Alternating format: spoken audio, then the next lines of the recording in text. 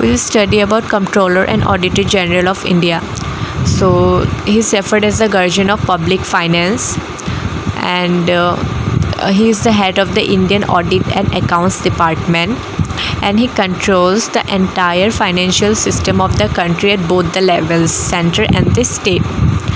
And Article 148 of the Indian Constitution provides for an independent office of the Comptroller and Auditor General of India. So now we'll see appointment and term of CAG. So he is appointed by the President of India, and he holds office for a period of 6 years or up to the age of 65 years, like whichever is earlier. And he can resign any time from his office by addressing the resignation letter to the President. He can also be removed by the President on same grounds and in the same manner as a judge of the Supreme Court, and this point is very much important. And now we'll see some independence of CAG. So he's provided with the security of tenure, and he can be removed by the President only in accordance with the procedure mentioned in the Constitution. So thus he does not hold his office till the pleasure of the President, and he is not eligible for further office either under the government of India or any state after he chooses to hold his office.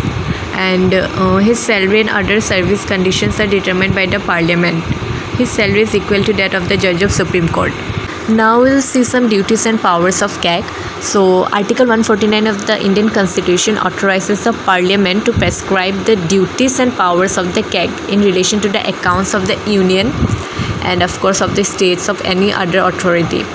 So the main duties of CAG is to audit the accounts related to all the expenditure from the Consolidated Fund of India, Consolidated Fund of each state and Consolidated Fund of each Union territory having a legislative assembly. So he audits all expenditure from the contingency fund as well as public accounts of India, and of course the contingency fund of each state and public accounts of each state.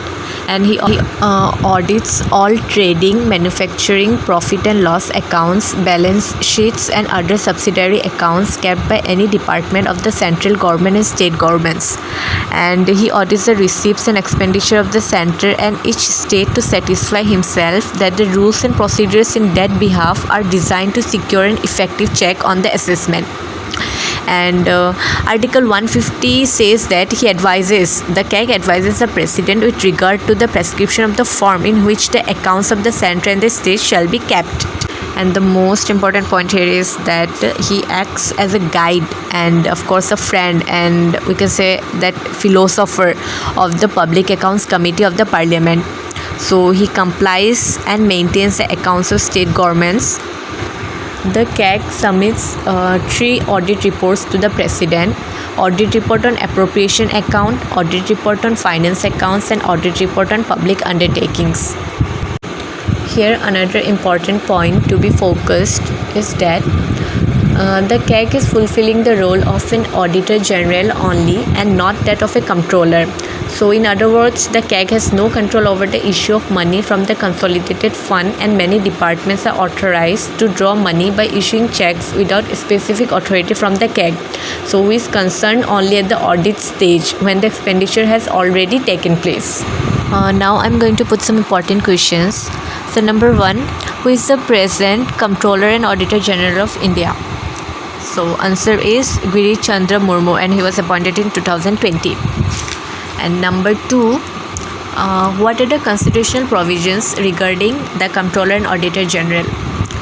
So answer is, we can write we can discuss here all the articles relating to CAG. So number 1, Article 148, and it broadly deals with the CAG appointment, oath and conditions of service. Number 2, Article 149, which deals with duties and powers of the Comptroller and Auditor General of India.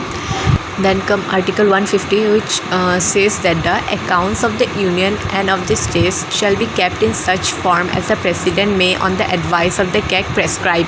And at last Article 151, which says that the reports of the Comptroller and Auditor General of India relating to the accounts of the Union shall be submitted to the President, who shall cause them to be laid before each house of the Parliament. That's all. Thank you.